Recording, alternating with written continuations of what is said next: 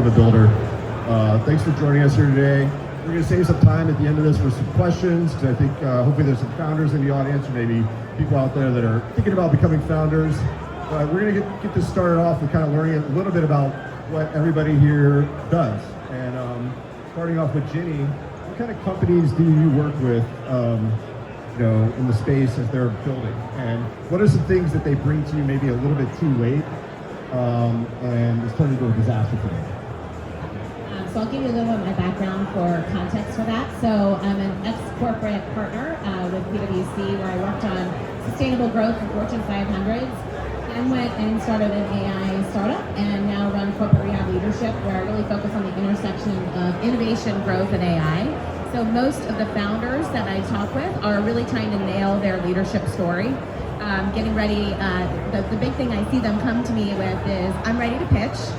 Introduce me to the VCs and we go back to consulting 101 and problem solving 101, with really narrowing down what problem they're solving and clarifying their leadership story. So that's typically the biggest thing I see when I'm working with founders, is they're racing to try to get funding before they have a very clear story to tell.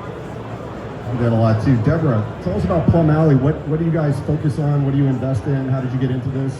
Yeah, thank you. First of all, thank you for having me, and I hope everyone can hear. It's a little bit noisy, so if you can hear, okay, so we'll talk up as loud as we can. So Plum Alley, my company, we invest in frontier tech and medical breakthroughs.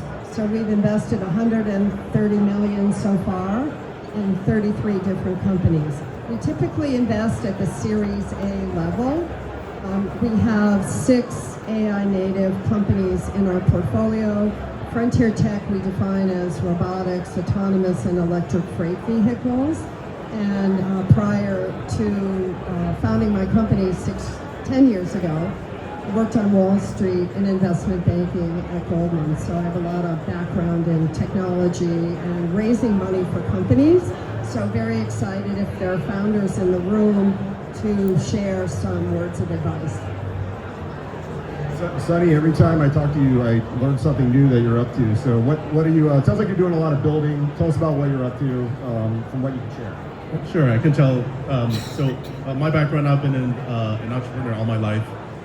Original plan was to be in academics, but that wasn't to be. So done a number of companies, founded and exited 5 companies of my own. The one I think I'm most known for is Misfit Wearables, which is a wearable technology company, sold to Fossil Group back in it was 2015. It was a lot of fun, and have been investing and advising a number of companies from the family office over the last 10 years. And recently I started, partnered with Temasek on Liminal, which is a group that was founded by Temasek to build companies, to work with founders to build companies. So in particular, we're focused on working with unicorn and repeat founders to build their next great venture. So we are a fund. I don't think I wouldn't call ourselves a VC, although we do invest in startups, namely the ones that we start with founders. And so, so that's what we do. We're a team split between Boston and Singapore. Working with founders to build their next great thing. Ginny, curious, what are some market changes or behaviors you've seen over the year that break founders? Things that just maybe is the end of their road that people out here might want to avoid. So this time last year, we saw a lot of folks trying to dip their toe in AI. We were talking about this ahead of time. I also do a lot of angel investing, so I hear at least 3 pitches every week for my angel investing group with Citrine Angels. And what we saw there were people saying, let me just add kind of AI glitter to what I already do. Now we're at the point where everybody is trying to be AI native. And so thinking about where you can actually gain speed and scale, and thinking about doing that in ways that actually really align with what you can do different than everyone else, as opposed to trying to be a good operator and then learn AI and really being aligned there. So I see a lot of founders really trying to figure out how they can do that, and they're trying to be everything to everyone.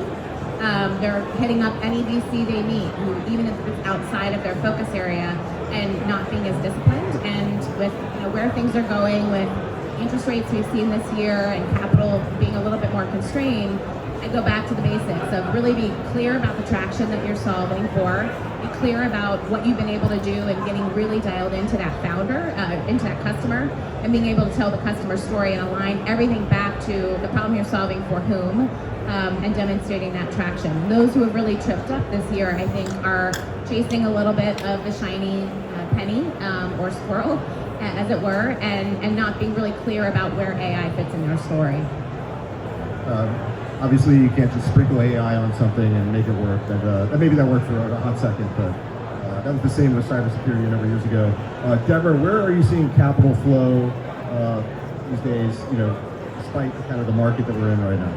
Yeah, it's been a really different market in 2025 versus 2024 and 2023, and even back to 2021.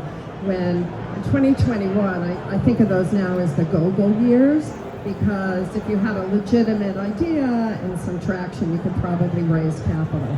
Then we entered the moment of AI hitting the market, and so investors, and by the way, there's so much money out there, it's like mind-boggling to see the amount of money that's pouring into companies, particularly from big corporates like Meta and Google, Alphabet, etc.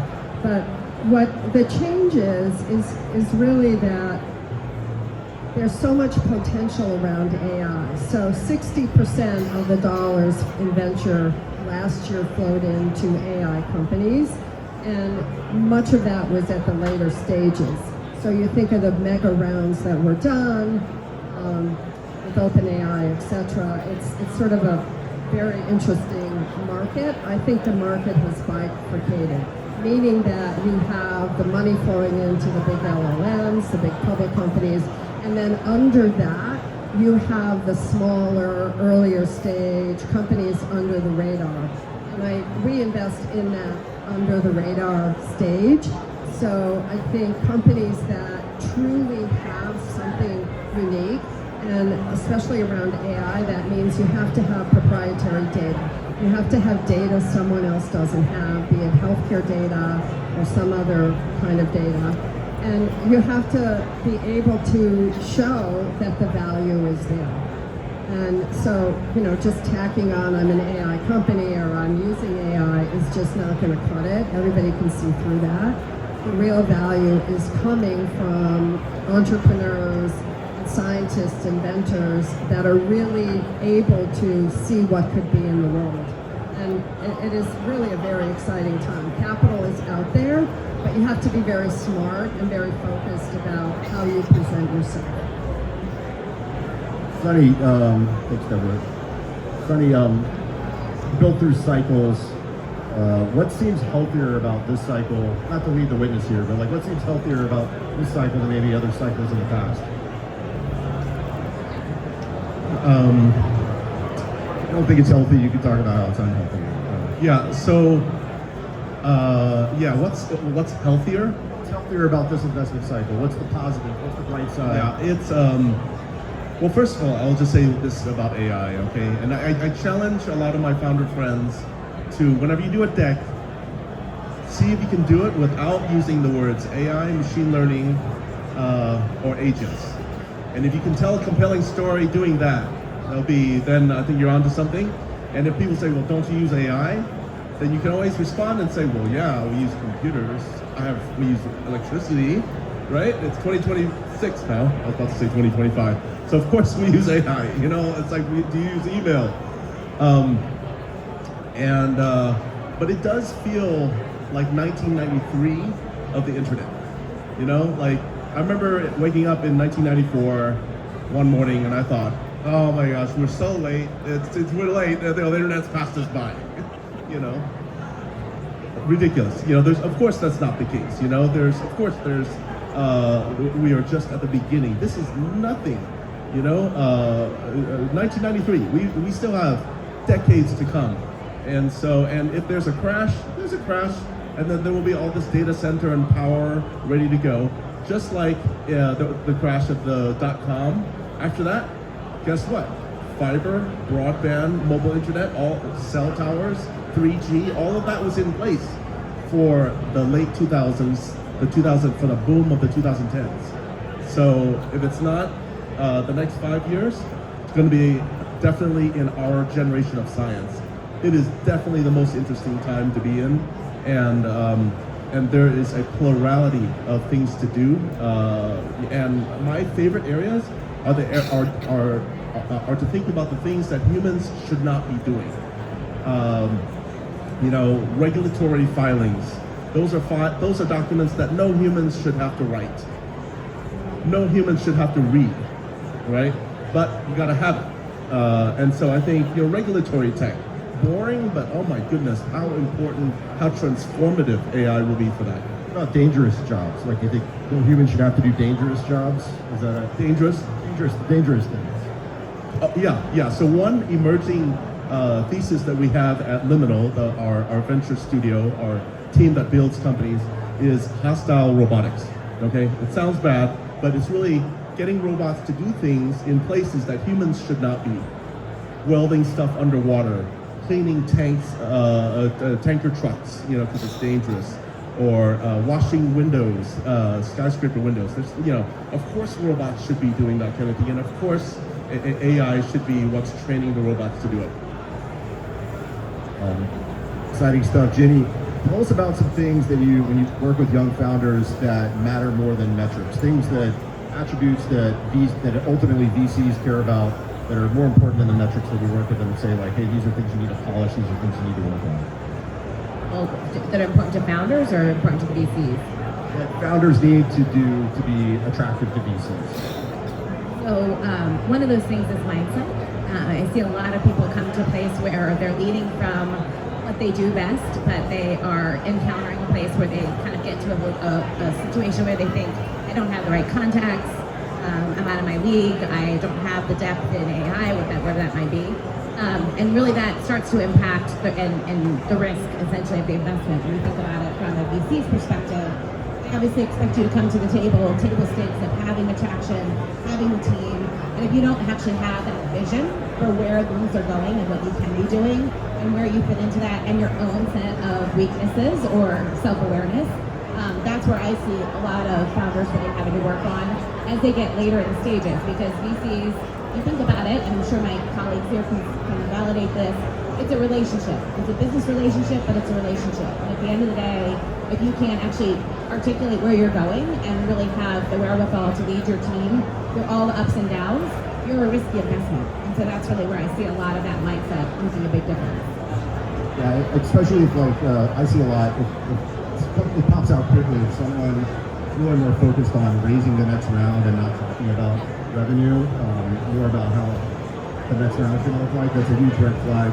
And I was going to ask you about that, Deborah, like, what are some ways you can kind of see through maybe like some temporary traction issues versus a more systemic problem with the business?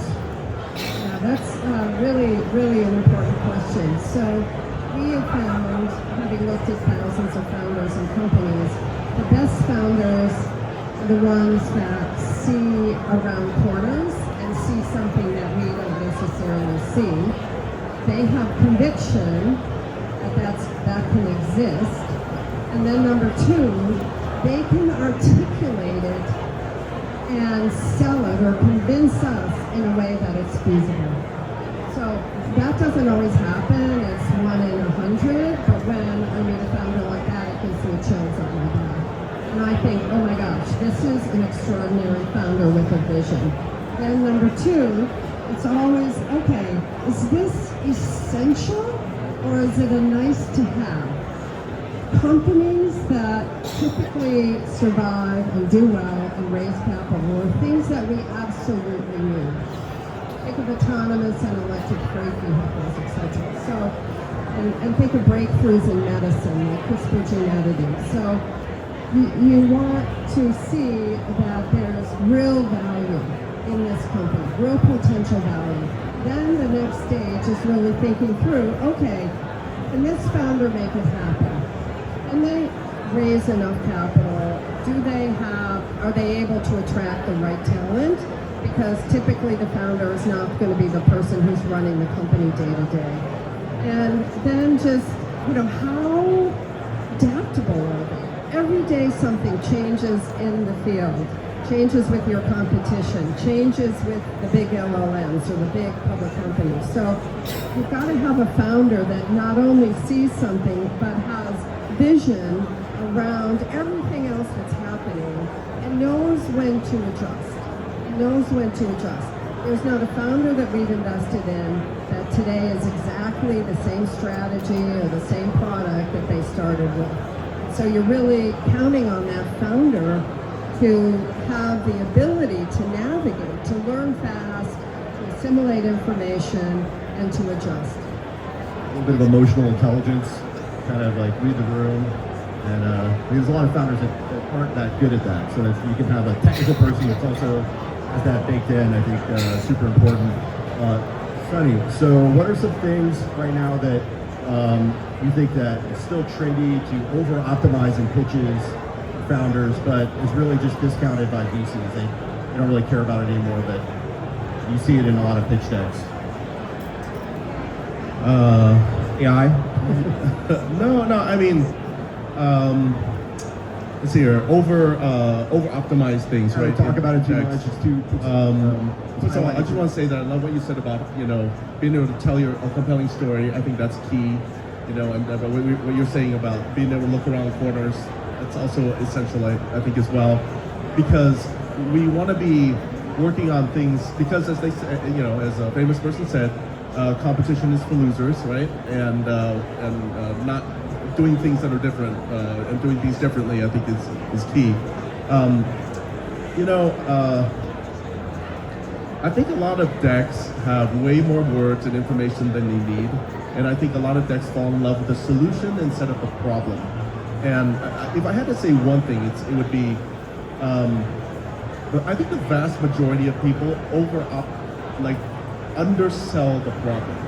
I think if you can really be convincing around the problem, I mean, if you have a 16-slide deck, I would spend 6 slides on the problem. Not, the market is big, blah, blah, blah, but just make it a really compelling, wow, that is a big, inevitable problem, and it's getting worse. If you can, and then you can pause. And then it's like, so do you have a solution for that? Well, I think so. Here's what we got. Okay, but that's actually not enough. I think we also have this, because the next problem after this is this. I think that kind of narrative arc has, it's worked for me at least. I don't think there's a one-size-fits-all, but I think over-investing on the problem statement, and it's not about being more detailed, but just making it obvious that this is an inevitable problem. I think that's the new hashtag these days, is inevitable, right? So I'm just going to go along with it. So I would say that would be the thing to over-optimize on. Focusing on the problem. It's under-optimized right now. Yeah, under-optimizing that. Yeah, that's a big one, because obviously that's going to what dictates market traction is solving problems. Whether it's like a fun problem, a nice to have, or like a serious problem. That's really what this is all about. It's really something really specific. The more specific you can be about the problem, the better, I think. Where it's like, oh wow, and then if you can guide the person narratively through and imagine when this happens, then it's a bigger problem. Yeah. So Jenny, back to some. I like to focus on things. We're talking about a lot of really early stage stuff here. What are some things that people can be more self-aware, founders can be more self-aware? What are some things you see, if you were to aggregate all the things you see early on, that would be truly a signal that there's going to be problems down the line with early stage people who work with? I think I'll tie back to what Sunny just said of solving a problem that people aren't willing to pay to solve. It could be a great problem, but if your customers don't want to pay to make it go away, you don't have a problem that's going to be in it for the long haul.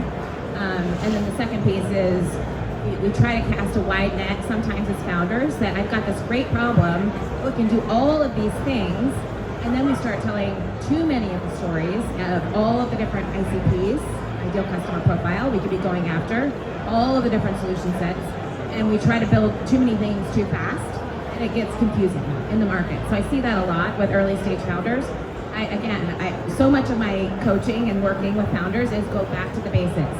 What problem are you solving? Totally agree with the slide deck of spend more time on the problem than anything else, convince me it's a big problem, people will pay to solve, and that there's a huge TAM, target market for it. And then go into something that you solve really well. You can walk me through your customer's shoes and tell me a day in the life and tell me where this problem comes up. You can anticipate what your customer is going to feel next and get ahead of what that is, like Sunny said, of here's what's next in our product roadmap. I want to hear that you are living and breathing your customer's story before you add on any other customers, before you add on any other products. That's all part of the vision. That's all part of that slide 17 that Sunny said of what we're going to do next. But first, nail the basics. And if you can show me traction and that you've got a vision for where this is going to go, but you have a repeatable traction that's very believable, that's where I really see those founders are going to make it. I've seen two things that come to mind for me there is building for a customer, but I've also seen people that have built for one customer and then it was totally customized for that one customer. And so you got to also pay attention to the fact that it's going to scale and it's not being, customized and highly customized for one particular. That's actually a great point. Actually, I'm going to add one piece to that. One of the biggest skills I think we're probably going to hear about at CES, I hope, is the fact that we have to be constantly learning. We're unlearning and learning. I think the three of us, as we said in our prep, you're completely optimistic about where AI is taking us, but it requires us to constantly let go of old ways of leading, of old ways of doing tech. We're not in, system lifecycle development anymore. Agile isn't even part of this anymore. We're really now in a place where we have to embrace new ways of doing things. And what that means is really be ruthlessly prioritized about what your customer needs, what the problem is, but be ready to unlearn and pivot when you see something else changing in the marketplace. Don't be so in love with the solution, as Sunny said, that you can't let go if something else needs to change. The first product I built, our first customer was Bank of America, and we built it very much for Bank of America. Then somewhere into about a year into it, I was like, we're being used. We're being used to build this exactly for them, and no one else is going to care about this, so we had to pivot fast. Deborah, what's a way that founders can build, what are some ways that founders can build long-term trust with investors?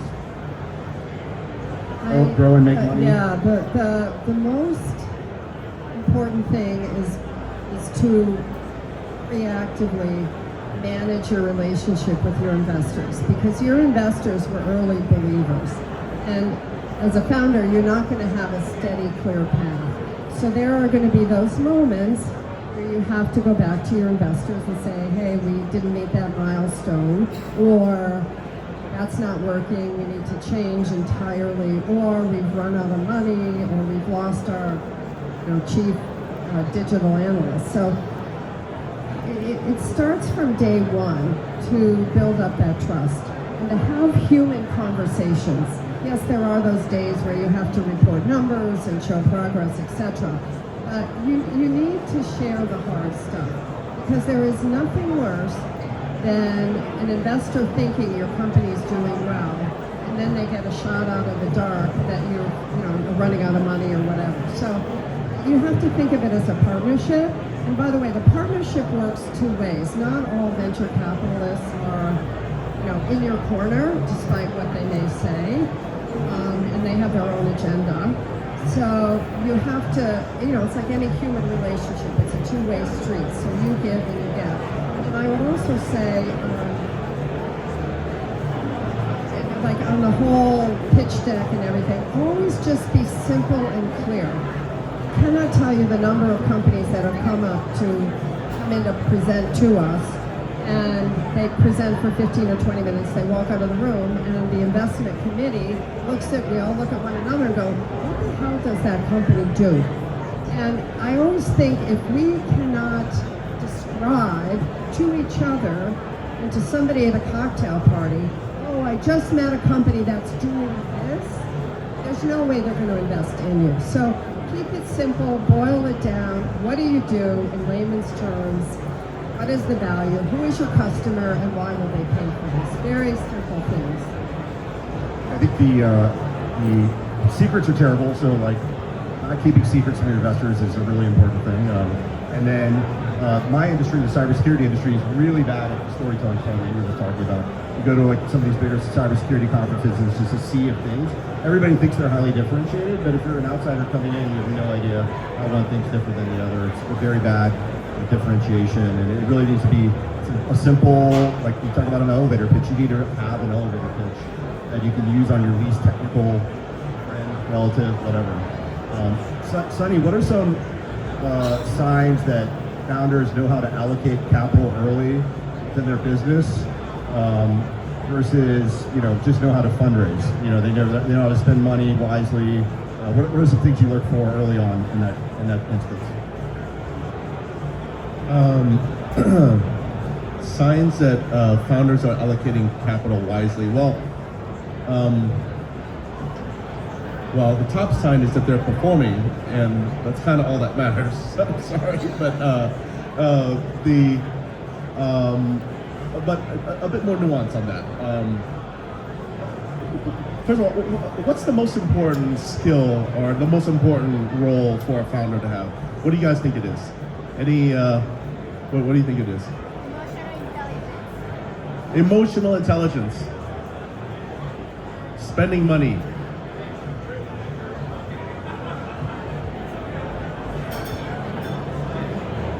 I'm sorry? Wit. Okay. And passion. I heard passion. Okay. Well, I'm gonna say like the top. I think the top most important skill is sales. Okay. Because you're constantly trying to convince people to join you for absolutely no job security. You're trying to get partners to partner with you when you might not be around for 6 months and they don't know it. You're trying to get the media to say nice things about you when there's nothing to talk about. You're a nobody. You're trying to get investors to invest in you when you have nothing yet. A pitch deck, okay, and a vision. And you're trying to get customers to buy stuff that doesn't exist. That is constantly what founders have to do, whether you like it or not. It's not just about customer sales. So the person who is allocating capital wisely, I think it's the one who is delivering on sales along that plurality of dimensions. Yeah, I mean, if the founders aren't leading the sales and they can't learn how to sell, even if they're a technical person, they don't know how to sell. Like the probability of success is very low for a company. It's almost like this job that you're going to have, whether you like it or not. And not everyone it's cognitive dissonance for a lot of people for a fairly long period of time, and the shorter amount of time that you have that dissonance, the better. Because whether you like it or not, that's what you're gonna have to do. If you're a designer, you're not gonna be designing all day long. You're gonna be trying to convince designers to work with you, that kind of thing. That time flew by. We're at we have 9 minutes for questions, so it seems like a pretty active audience.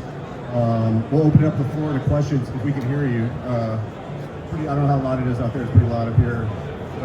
She's got the microphone. There we go. Thank you very much. So I'm looking right now for some seed funding again. So I found it in the past. Can you hear me? Perfect. So I'm looking for some seed funding again, and I basically have two issues. The first one is I want to develop AGI. And if I want to sell AGI, then usually the VCs are like, yeah, but what actually do you do with it? What is the problem? On the other side, if I then make a concrete product in which AGI is, then VCs say, yeah, okay, but you could do so much more with it. Why don't you go bigger? So how can I solve this issue? And the second one is, I need a team, but I also need money, and both need each other. So how can I solve it that I both need before the other one?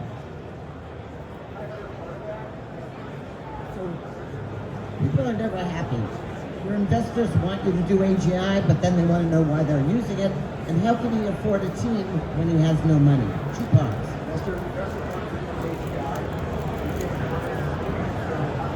Telephone. How does he get around that? His investors want him using AGI. Is that correct? Want him to develop, but then some are unhappy. What is the use case for it? They want to know more. And the second part is, how can he afford a team when he has no money? So the chicken and egg thing. Yeah, okay. Okay, so Use AI. it comes down to fundamentals. And as a founder, you have to say, am I truly an AI company? Do I need AI, or am I building AI? So the best companies are building their own AI. And that is to help with coding or any other functionality. So if you're not truly an AI native company and you're using the tools of AI, then you're vulnerable. And so my recommendation would be to really decide where you fit in. If you're not really an AI company and you're bringing value to the world in a different way, maybe you're an energy company, then focus on that. But it comes down to where are you bringing value? And how are you unique? Or what is special or proprietary about what you're doing? You can bet that the major public tech companies are going to dominate so much of this. They already have the models, they have proprietary data, and they are going to be building on top of that, and they're going to own that. Similar to the App Store controlling all the apps that people created. So you have to be very, very clear on where's your value, what are you bringing to the table, and why it is so special and unique that you are going to be successful and have a moat or have some type of proprietary information or IP or something. So that's what I would say. You can talk after this a bit if you have. I'll just add one quick thing to that. I think your second question is the answer to your first. I mean, figure out what your investors are really asking of you. Do they want cost takeout? Do they want you to prospect better? What business problem are they asking you to solve with AI? And if there's a bot that can do some of that, whether it's taking cost out, doing something efficiently, and that's going to help you, then you don't have to actually hire a huge sales team and take on those costs. But I totally agree with Deborah. Start with what you do well and figure out why you're doing it, and then add AI on top of that strategically. Hey, next question. She was the first hand up I saw. Hi, my name is Asa. I run a female founders community. I have a question regarding female founders. You know that statistically just 2% of VC money is invested in female founders. Having two of this magnificent panelists female in VC, why do you think is that, based on your experience with female founders, and what do you think should be done to increase this percentage of VC investing in female founders? Thank you. Okay, I'll take this question since all of the companies that we've invested in have at least one female founder in the founding team. They're majority men. We do care about diversity, not only of gender, but diversity of age, diversity of background, diversity of perspectives. The data shows the more varied people you have in your executive team, the better the outcomes are. And I think it's just a business fundamental, and I think it's an advantage. So, one of the challenges is you often see companies that are, same kind of definition of founders, perspectives, and they build a product that they all want, and then they take it out into the marketplace and it flops. So you can preempt that kind of problem by early on bringing in different perspectives. And the best companies we've invested in have had people who, in the executive team along the way who said, hey, our customer's not going to buy that. That's a great thing, but no one's going to buy that. So you can see it, and age is really important too. I can't stress this enough, because you look at the data right now, some of the most successful early stage companies are founded by people 50 years and older. And there's such a focus on youth and new technologies and coming out of Y Combinator, etc. Look beyond that, dig a little bit deeper, and you can see some of the more experienced people that have credentials, have sales chops, for many, many years in industry, they're actually really performing at this point. Question. Very much. Hi, good morning. Yes, thank you. So I'm Sharon Chu from San Diego. I have technology, business, and governance policy background. I want to say that I'm very fortunate that last year when I was planning to transfer my previous traditional superfood small business during transition time, I was very fortunate that I was able to file for pending patent. They are all related to AI infrastructure and multimodal. And I strongly believe that they are tech ready, technology feasibility ready, policy aligned. It's all aligned with the EU framework and also the American AI Act policy agenda. And also they are all built, the four pending patent are all built on my past years of the first principle problems. They're all from the first principle experience and accumulations. So you can feel, my question is, you can feel my emotion because I want to persuade, because I almost use up all my self-funding. I'm a self-funded founder. I want to love the VC level investor and also, or the tech venture arm as soon as possible but I don't want to, because my first time to raise the money to achieve the pending patent, I want to have a clear, effective, empowering, and powerful roadmap so I can lock the money to achieve the four pending patents soon to help the society to resolve the problem. Thank you so very much. Could you summarize the question? The summary is complicated. No, you're a first-time founder, and then how do you self-funded, running out of money? Money is, I have four pending patents regarding to AI infrastructure. I believe they are all tech ready, policy ready, and business based on the real problem. So can you please give me real roadmap so I can lock either VC investor or the tech venture? I will give this reference. Thank you very much. Roadmap to raise money? She has patents pending. She has patents pending, and these are roadmap. Okay. Roadmap She to has patents pending, she needs a roadmap. What's some advice for her? So it's just kind of like some patents without any customers so far, no customers. Do you want to comment on how that patent office is doing? I can tell you from my perspective, like if somebody is just at the patent stage, it's typically too early in our industry to like invest unless they actually have real conversations with people that are like leading to an LOI or something like that. Preferably actual revenue, like very early revenue, like at least one person paying for it. But there are investors that invest a lot earlier. Patents, it depends on the industry. Like in cybersecurity, a lot of times you don't want to have a patent because then you're telling the world how you built your security. But other industries, it matters more. I was going to say, I would go for friends and family and angel first and prove out the traction and have something to show, to your point. The angel group that I'm part of, we want to see about 200K in revenue for a 25 to 50K check. That's the reality.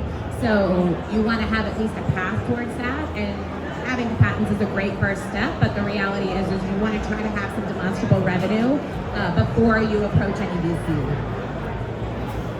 May go back to that sales. We're all salespeople. I mean, it does depend on the industry that you're in, you know? I mean, if it's like software and CE, okay. But if you're making a medical device, you know, it's going to be about clearance and data, that type of thing. So the answer is conditional on the, you know. But I will say this, you know, we're in the last stretches of our session, but I just want to say one thing. You know, for a while I was getting a bit of AI anxiety. I'm sure some of you can relate. You know, it's like, oh man, I have to learn all this stuff now. And I was actually working on this on my PhD in the 90s, you know, so I was like, man, I should really know this. But I would just say this, you know, we have the internet, we have the mobile, social, AI now, right? There's going to be fusion and all this great stuff. And I would say one thing that's recurring over the last several decades, and it's that, and I'll just leave you with this. I think once in a lifetime opportunities happen all the time. You just have to be ready for it. And I think that's the discipline the daily discipline is to be ready to identify those opportunities and to jump in and do something and build and not just talk about it. We have time for one more question. Thanks for your session so far. A question for all of you. How many pitches do you see a year? How many do you accept? And for those that you don't, how many do you stay in contact with? I guess everyone has different levels of deal flow here. We invested in 2 companies last year. I have no idea how many pitches I saw. I'd say 1 a day, 300, something like that. I had 30 pitches and made 5 investments, and I'm in touch with all 5 plus 3 that I didn't invest in to see what I can do to help them get connected to other investors. We had probably 800 different inquiries. Our junior team weeded through that. We actually met with about 200 companies seriously and invested in 9. Let me just answer a slightly different question that hopefully the answer will be helpful for, and that is, what is the best way to get a lead into to get a pitch, to really get attention?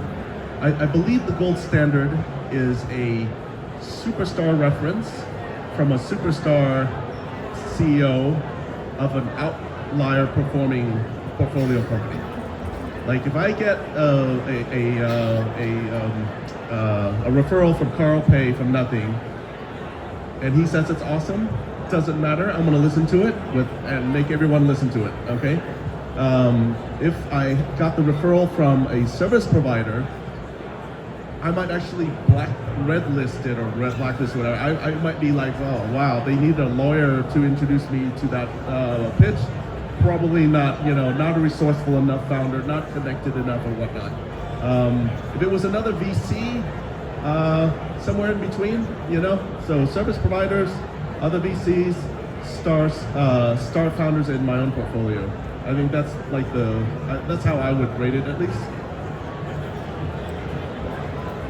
Are we out of time? Out of time. No, we are out of time. First of all, let's hear it for our panelists who have like years of, and for our audience. It makes my heart go thump thump when I see you taking notes and taking videos. I wish you all well. I have built